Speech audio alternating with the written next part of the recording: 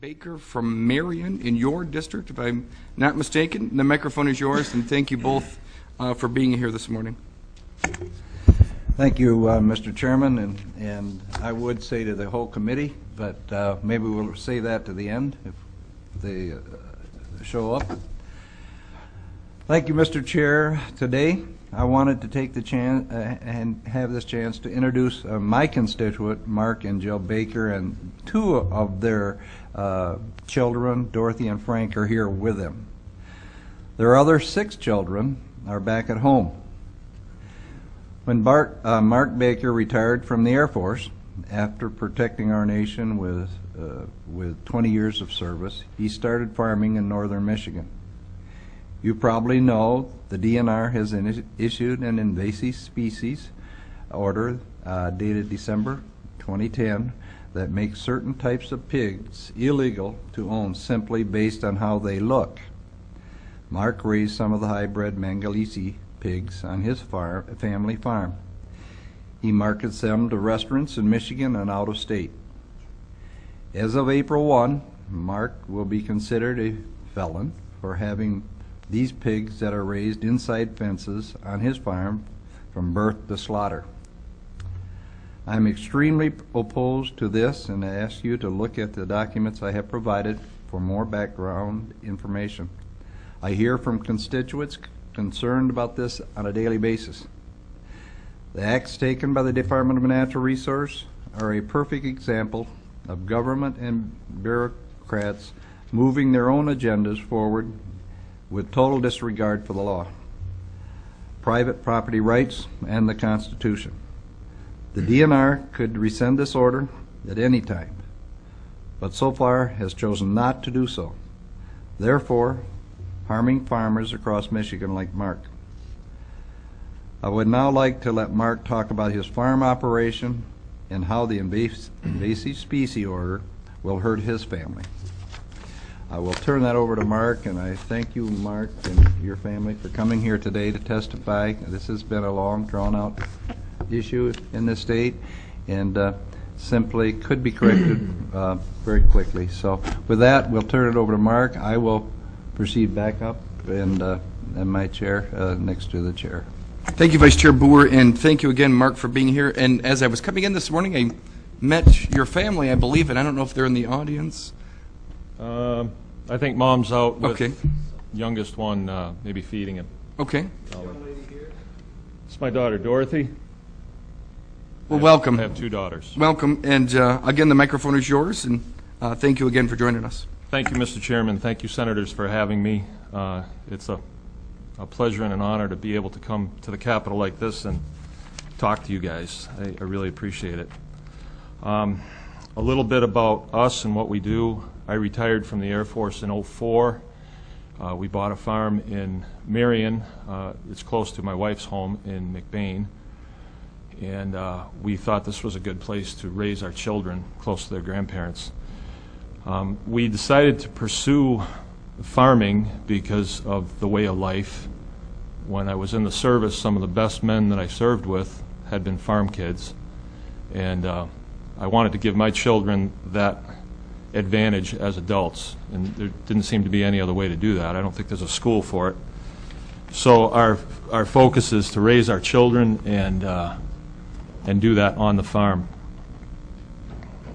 You'd like me to back up a little? Okay. I'll just keep going. Excuse me, Mr. Chairman, could we? Senator Boer. Could we have you start over again for the benefit of the 2 members of the Ag Committee here? Sure. Senator Hansen and Senator Emmons. Yeah, This is problem. Mark Baker from Marion, Michigan, my area, speaking about the feral swine issue.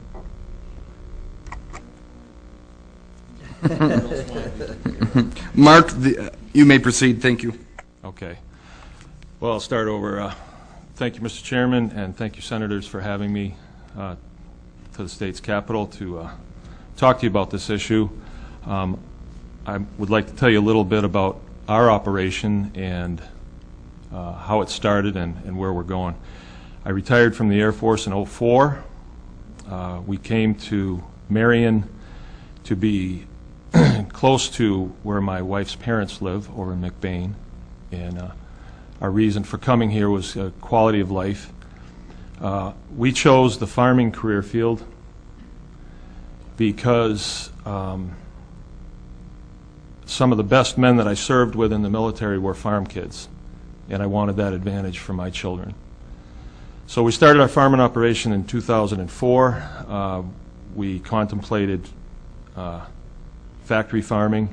That didn't work out so good, so we got into the small farms discipline. And let's see, we raise beef, pork, chicken, and we do it all on pasture. I have very little overhead as far as buildings. Most of my animals are outside all the time. We process on the farm. We have a USDA custom exempt processing facility, and a lot of our animals are born on the farm, and they leave cut, wrapped, and frozen. Excuse me. Some of our animals are shipped to a USDA kill facility, which is in the next town over from where I live, in Falmouth. And not all of our animals are born on the farm. I don't want to mislead you. Some of them we buy as young animals and then feed them out, some of our pigs. I got into the Mangalitsa pigs about 4 years ago, and it is an extremely lard type pig. It's known for dark red meat and high quality fat. And the people that use that are high-end chefs. They make what's called charcuterie out of it, and that's hams, prosciuttos, sausages, copas, lomas, and lardo. Those are some of the high points. And then we sell those. We sell the meat to high-end chefs in the Traverse City area, some in Chicago and some in Detroit. Recently, about a year ago, we received our own breeding stock, and we've propagated that herd to the point where it is now. I have about 13 breeding animals right now, breeding sows, they call it. I will say we keep swine, and that is the species, and then the two breeds that we use are Mangalitsa and Russian. Sometimes known as Russian, sometimes known as European, sometimes known as Eurasian, right? But I think we all know what they look like. It's kind of the focus of this. The reason that we use those animals, we use them as sows. We use the Russians as sows because they are superior mothers. They have big litters, relatively big litters, like about 10, where the Mangalitsa has usually about 6. They're very hardy here in northern Michigan, and we can still call our pigs F1 Mangalitsa, but they are a hybrid, but they maintain all the characteristics that our chefs want. So that's why we've done that. I only have one purebred on the farm, and that's the boar. My sows are, mixed breed, but predominantly Russian. I mean, if you looked at them, you'd say they're Russian. So let's see, that program's going pretty well. Our chicken program goes well. All my kids help on the farm. My wife helps. We hire about up to 10 people in the summertime to help with our chickens and pigs. And we've recently got into beef cattle again. We do rotational grazing, and that seems to be going very well. And we, shortly here, we're going to pick up a little bit of milking on the side for we have one son that's interested in doing that. So now to the Mangalitsa issue. Back in January of this year, excuse me, I was informed by one of our chefs in Traverse City that our pigs were going to become illegal shortly. And I thought he was kidding me. He's one of the guys I sell to. And he says, no, I heard about it at a briefing to the chefs. One of our ag commissioners had briefed him. And on our way home, Joe was with me. We called that commissioner and asked him if this was true. And he says, oh yeah, that's true. So that's the first I heard of it, was in January. I'm sorry, That was December. That was it was before Christmas. And so we got home that night and accessed this on the web. This is the declaratory ruling that the DNR put out. And when I started going through it, I started to realize that, in fact, they were describing an animal that was similar to the animals that we raised, the Mangalitsa. So we inquired about that, and we weren't able to actually speak to the DNR, but they told us that there was going to be a meeting up in Grayling and that we could attend. It was for farmers, and we could attend that. So we did. Me and another farmer attended. There was about 40 guys there. However, we did not get the opportunity to ask any questions of the DNR at the time. And we couldn't get clarification on what their meaning was of this invasive species order. So all we could really do was go off of what this says in black and white, interpret the language that is here. And I think you all have a copy of this in front of you. It is page 3, and it lists the characteristics that they say make a feral animal. The characteristics that make a feral animal. I'd like to just stop for a second, if I could. Is there any water around here? Can somebody get me a bottle of water? Excuse me. And I'd just like to stop for a second and define what a feral animal is. A feral animal is an animal that first must be domesticated. It must have been in captivity under the husbandry of human beings on a farm like ours. And then either it escapes, or it is neglected or abandoned by the farmers, and it goes back to the woods and it rewilds itself in order to survive. That is a feral animal. But it must first be domesticated. If I take it back in the fence, it's back to domestication. That's a domesticated animal under the husbandry of human beings, the direct supervision of human beings. A wild pig would be in Borneo, where pigs are in the wild. They're a native species in the wild. We don't have any of these in Michigan. We have no wild pigs. All the pigs that have been brought into Michigan were brought in as domestic animals and then either escaped or were abandoned.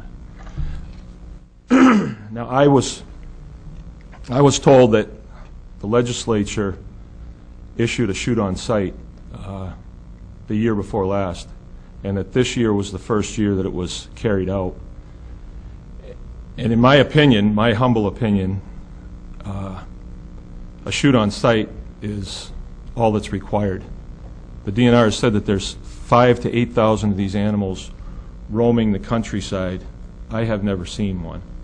And I've only met one other individual that has actually seen one.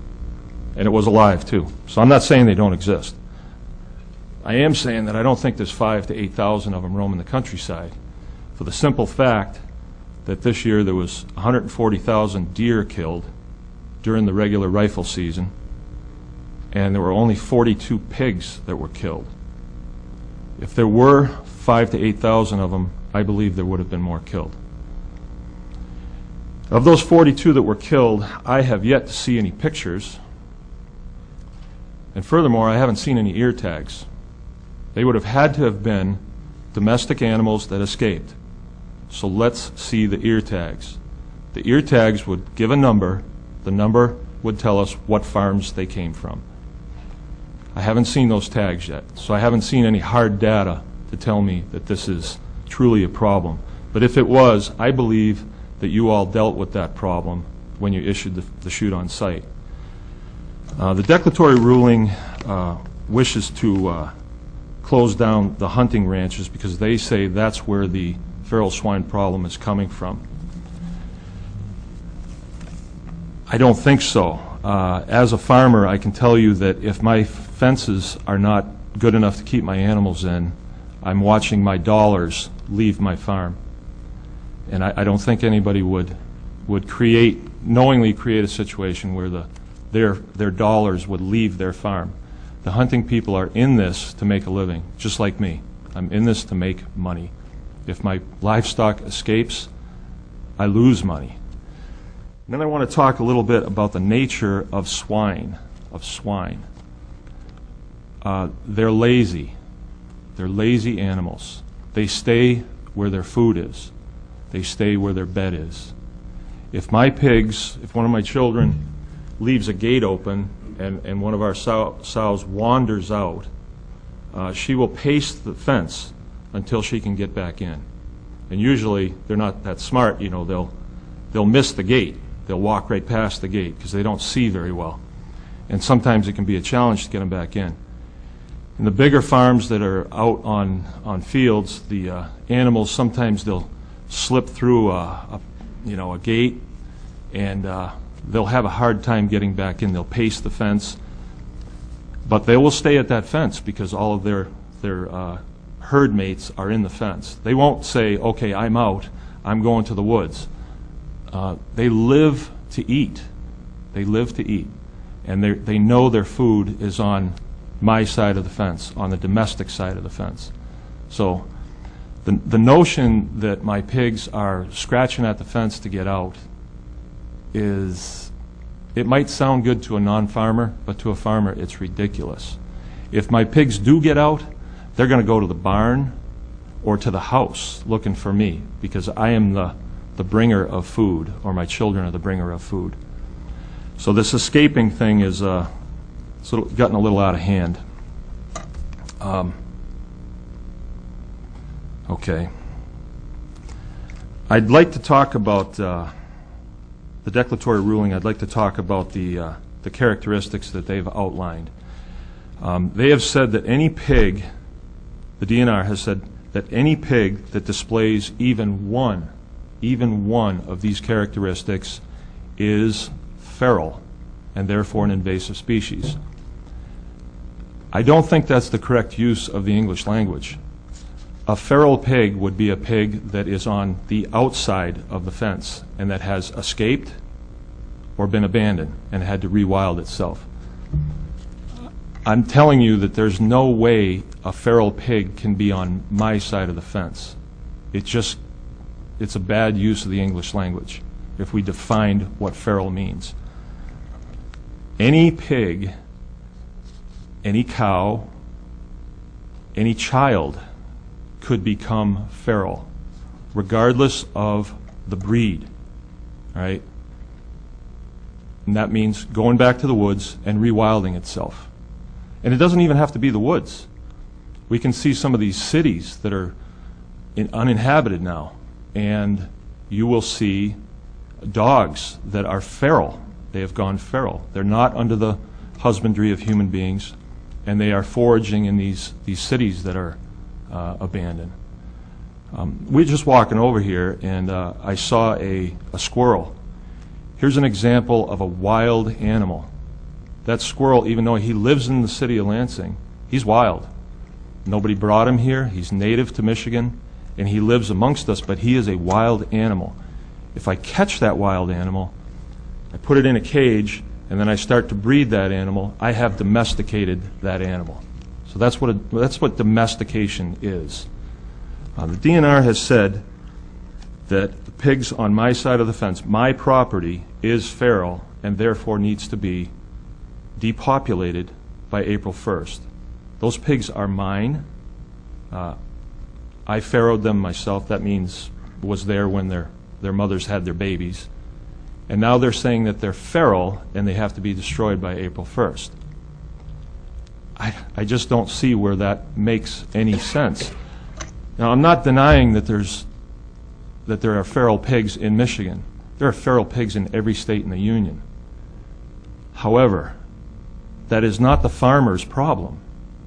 That's the DNR's problem. A feral pig would be a pig out in their woods. They can deal with it if they want. I'm not denying that there's feral pigs. I'm just saying that's not my problem. My pigs are domesticated pigs. Same as the pigs that are in hog houses. Those are domesticated pigs as well. Okay. I think I've covered that thoroughly. I'd like to go through the characteristics that they say makes a domesticated pig a feral pig. And I'm saying that tongue-in-cheek. You know, a characteristic cannot make a pig feral. That's like saying a certain nationality of a human being, they're more likely to be feral. It doesn't make sense. They're saying that any pig that has bristle-tip coloration, all right, they do this to confuse it. They've put in sus scrofa. That is a Latin term. Sus is swine. Scrofa is wild. Okay? They've thrown that in there to, I don't know why. Why didn't we just say wild pigs? Okay, sus scrofa exhibit bristle tips that are lighter in color than the rest of the hair shaft. The expression is most frequently observed across the dorsal portion and the sides of the snout, face, and on the back and sides of the animal's body. I'll explain that. If you pull a bristle off of a pig, close to where the bristle starts at the body, it's darker in color. Same as if you pulled one of my hairs. It would be darker in color where it originates. And then towards the tip, it gets lighter because the animals are out in the sun. That's what makes that happen. And as those bristles grow, you know, they grow brittle on the tips, it breaks off, and the process continually happens. But this is found in any pig that has hair. And I'm here to tell you that even the white, pink pigs, if we take them and rewild them, and we've done this, we do pastured pigs, so we actually put them in an environment that's very natural. Even white pigs will fur up. They're designed that way that if the weather's inclement, they will grow fur. And if we feed them a lot of protein, they will actually grow tusks. That's the nature of the animal. If we're feeding them corn all the time, they don't need the tusks, so they just don't grow them. Okay, so I would say that there are a lot of pigs that fall into that first category. The second category is dark point coloration. Sus scrofa exhibit points, distal portions of the snout, ears, legs, and tail that are dark brown to black in coloration and lack colored tips on the bristles. They're saying at the front of the legs, right here, and on the snout and the ears, they have dark hair, and that dark hair stays dark. A lot of pigs have that. Not just Russians. My pigs have that. My purebred Mangalitses have that. Okay, then coat coloration.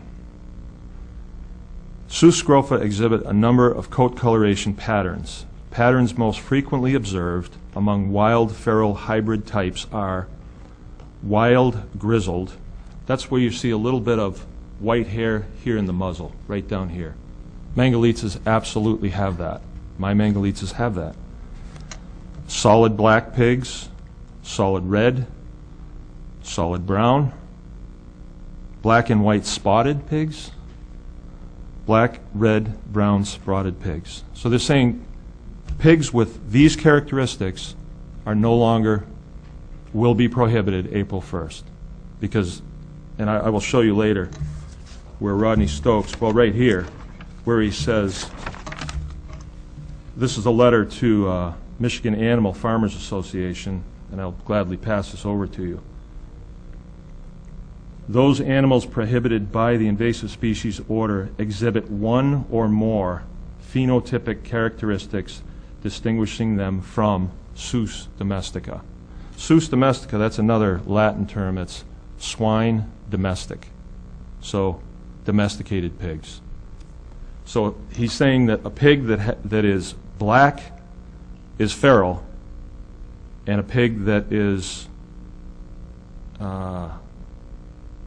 white is domestic. That just doesn't make sense. Okay, on to the next one. Underfur. Sus scrofa exhibit the presence of underfur that is lighter in color to the overlaying dark color and black bristles, guard hairs. What this means is the back hair is dark and the belly hair is light. Just about any pig that I've ever seen that's furry is like that. My pigs certainly are. Juvenile coat patterns, I'll just whip through that. They're saying that if the babies are striped, they're feral or wild. Skeletal appearance, this is a good one. Sus scrofa, skeletal appearance is distinct. Okay, so a distinct skeletal appearance, all right? Structures include skull morphology, dorsal profile, and external body measurements, including tail length, head body length, hind foot length, ear length, snout length, and shoulder height. But they don't give any values there. What length? You know, what height? It's not given. So that one is extremely nebulous. Tail structure. Sus scrofa exhibit straight tails. They contain the muscular structure to curl their tails if needed, but the tails are typically held straight. Hybrids of Sus scrofa exhibit either curly or straight tails. Okay, so one or more, curly tail, no good, straight tail, no good. I only know 2 options of tails in swine. I'm being totally serious here. This does seem like a joke. But I only know 2 options of swine tails, and they are either straight or curly. Okay. On to the next one. It's almost as good. Ear structure. Sus scrofa exhibit erect ear structure. Hybrids of Sus scrofa exhibit either erect or folded floppy ear structure. Again, ear structure in swine, I only know of 2 options. If there is a third, we wanted to ask them about that, but they would not tell us what the third was. So again, that outlines every pig that I have ever seen in my short life. And then the best one, number 9, other characteristics that are not currently known to the Michigan Department of Natural Resources that are identified by the scientific community. Okay, so those are characteristics they don't know of yet. But April 1st, I become a felon, and they want to prosecute me with this.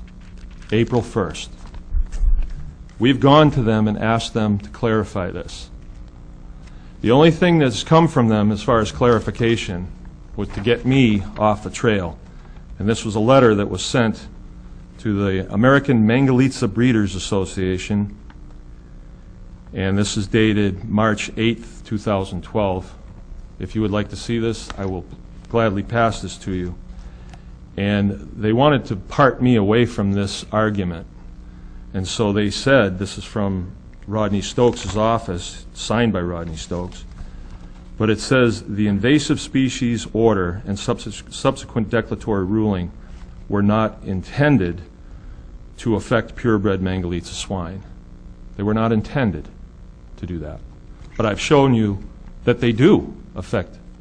You describe my swine perfectly, but they weren't intended to. Okay? Next sentence is, it is the DNR's understanding that purebred Mangalitsa swine do not exhibit characteristics listed in the declaratory ruling, other than potentially striped piglets. So it's their understanding that Mangalitsa pigs don't have these characteristics.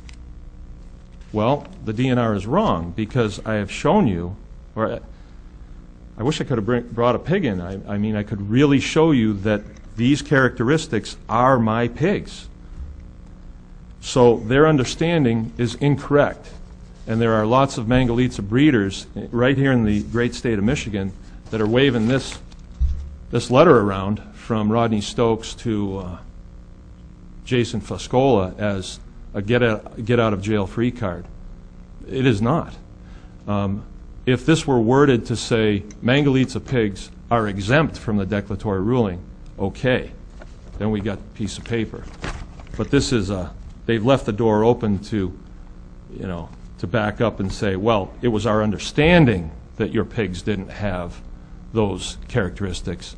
But in reality, when the conservation officer is at my door, he will see with his own eyes that, whoa, your pigs do have erect ears, or floppy ears, or straight tails, or curly tails.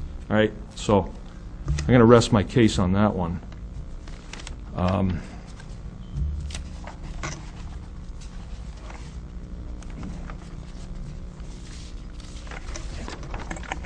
Let's see. Mark, here's what we're going to do, and I hope it's acceptable to you. We're going to interrupt some of your comments so we can ask questions, if Okay. that's acceptable to you. Maybe give you a little breather there for a second. And I have a whole bunch on this phenotype issue. But Senator Boer, the microphone is yours. Thank you, Mr. Chairman. Mark, if members of the committee would like to ask you some specific questions, and they know they're under these restraints and time, you know, and I thank you very much for the presentation you made. There may, if you've got some main points that you wanted to hear right now, I'd make those, but the committee would like to just to be able to ask you some questions. Okay. If that's okay. Oh, that's fine. Fine. I'm Thank you, perfectly Mr. comfortable Chairman. with that. I just, Senator Emmons. I was looking for someone here from the DNR, but apparently there isn't anyone here today. So, because looking at the letter that you referenced to the Mangalitsa Breeders Association, it's a little bit confusing. And I wondered how they determined,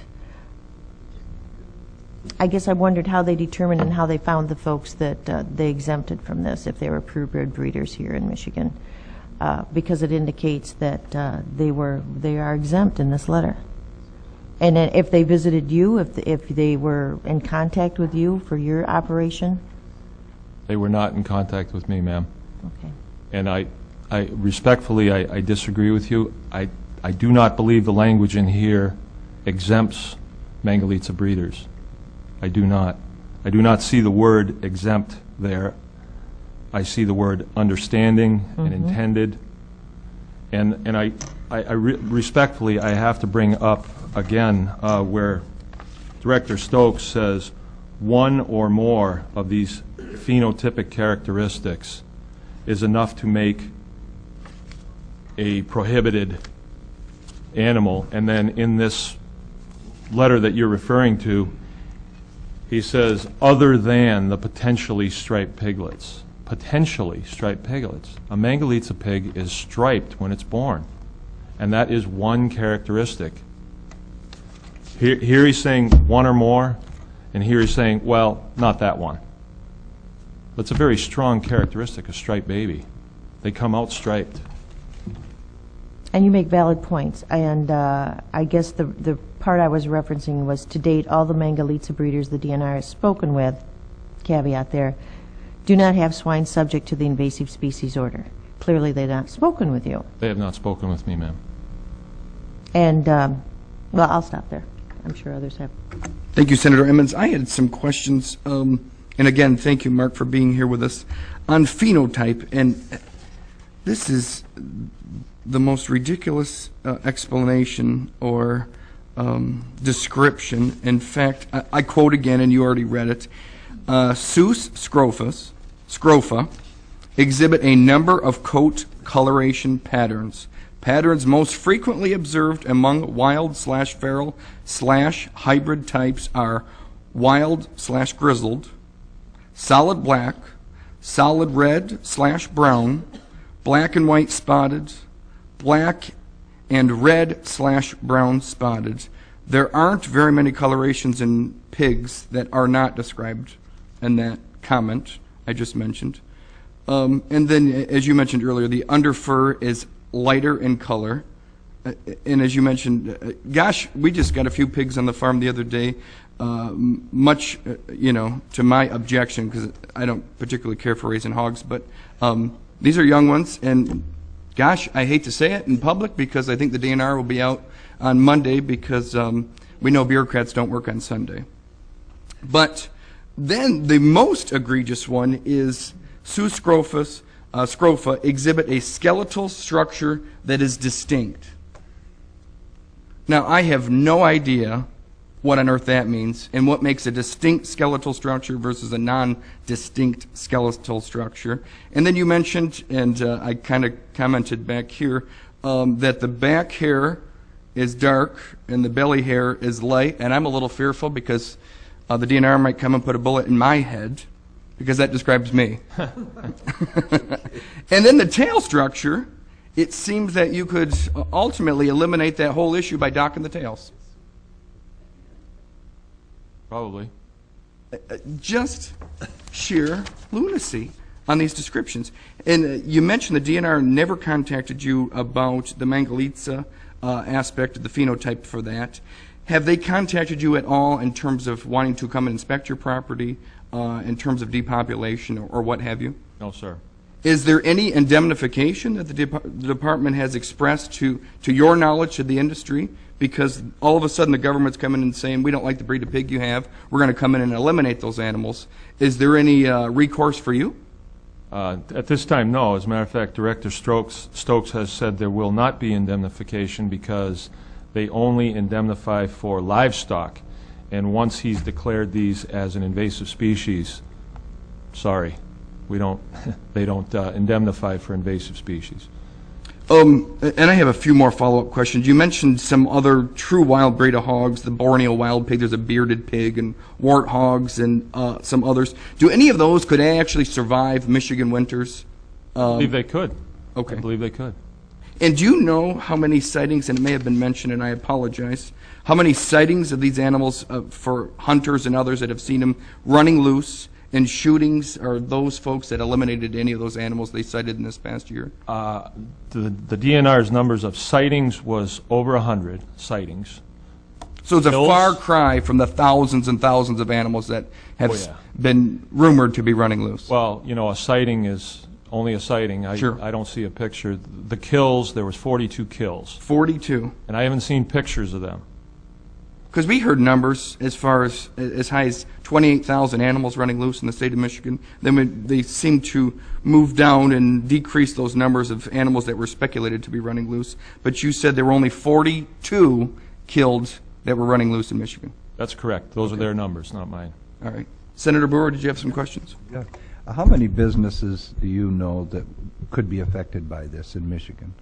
We had heard, you know, there's 53 hunting areas, but your type businesses, do you have an estimate of the amount that would be waking up each morning after April 1 that has the same concern that the DNR walks on my place and chooses to say you have invasive species? The USDA's numbers indicate that there are 2,009 farms in Michigan that are less than 500 animals. So it's pretty good rule of thumb, less than 500 animals, they're most likely out on dirt. And out on dirt is a term that we use in the pig breeding world, that they are not in a containment facility or CAFO. You've heard the word, or the acronym CAFO. Certainly. They're not in a CAFO. There are 313 CAFO operations, and a lot of them are corporately held. They're not family farms. So you haven't heard anything from anyone that, other than it's effective, it was postponed October, given till now, April 1, that they won't set the order in play, that these 2,000 and some farms will wake up as they get to them and say you have to get rid of it? How much time, do you have a clue if they come and give you that order that you have to get rid of them? They're saying that if you have them after April 1st, you are harboring an invasive species and you are guilty of a felony crime for harboring an invasive species. So there again, you know, I don't know what the fine is per animal per day. We would have liked to known that, but we can't get that out of them. Yeah. So that I got a copy of all the sightings, Mr. Chairman, too, of these animals. They were everywhere. I mean, where they sighted an animal, and they were regular pigs. They weren't what we call Russian boar pigs necessarily. They were all kinds of people saw a pig in a field somewhere, and that was a sighting. And so it was all over, and I have all of those and the report that was given. So they wasn't just you didn't know if they came off on my farm or somebody else. Somebody saw a pig, you know, and they reported that pig. So those sightings, I have copies of all of those. But I think The concern that I have in this great state of Michigan and all over the United States is that when we have something that certainly in your case, and you're making a living from that, and you have a large family to feed and take care of, that I'm going to come out there in 2 days from now and put you out of business right now. We have that option. It's because I think, as I look at the pig, I don't have anything other than what you described to go on. That describes everything. I mean, so I can put you out of business and charge you and you're headed to court. That's scary to me in this state that I live in. And I help make the laws for the state of Michigan, and it bothers me. But, Mr. Chairman, a little article also from Indiana News Center, Fort Wayne. Farm regulation in Michigan could potentially harm Indiana farmers. Do you read that one? Have you seen that? No, sir, I That was haven't. just reported out, too. So that's my statement right now, Mr. Chairman. Thank you. Senator Emmons? We have a few of our colleagues that would like to say a few comments, so we've got to just make certain we have some room for them. So. Okay, this is just a brief question, and it's an easy question. Are you a member of the Mangalitsa Breeders Association or any association like that for your No, ma'am. operation? No, ma'am. Okay, thank you. Did you have any follow-up comments that you'd like to get before this committee? Yes. You may proceed. Yes. The breed that is in question, I think, is the Eurasian, or the wild-looking animal. I'm here to testify that that is a very important animal to the swine industry, because any of the pigs that we've ever raised, when we turn them out on pasture, they start to display those characteristics. And that's something that is built into those animals to ensure their survivability. So what we do is we take an extreme lard type pig and we breed it with the Russian sows. And we do that to put those characteristics back in the pig. It gives them what they call hybrid vigor. Vigor is something that we want in our children. We want it in our farm animals. We want them to jump up, go to the feeder, eat, and be voracious animals. We want them, well, voracious, that's probably wrong. We want them to be hardy, be able to handle the winters, have their babies outside in any weather, kind of like an all-weather pig. So we've done that on purpose, and all the reasons why we love this pig, the dirt farmer hog industry, why we love this pig, they're saying that it's a terrible pig. And I disagree with that. I think it's 180 degrees out. Okay, that's my comment there on that pig. I'm sticking up for the pig. Thank you. Thank you again for being here. And please keep in contact with your senator and the rest of this committee to let us know how this unfolds. And we apologize, I apologize, that we were not able to stop the DNR from implementing this, although, again, the rule supposedly goes into effect on Sunday, and I suspect you have until Monday, according to their procedures. So let us know. Let us know how we can be helpful. And I think it's a rough day for Michigan agriculture. So thank you again. We have a few of our colleagues who'd like to speak, and we have two gentlemen sitting right in the front row and Chairman Daly in the back. Would you, Chairman Daly, would like to come forward? Did you want to? Okay. Representative McBroom and Senator Casperson. Mark, we just need those two seats for these gentlemen. Thank you.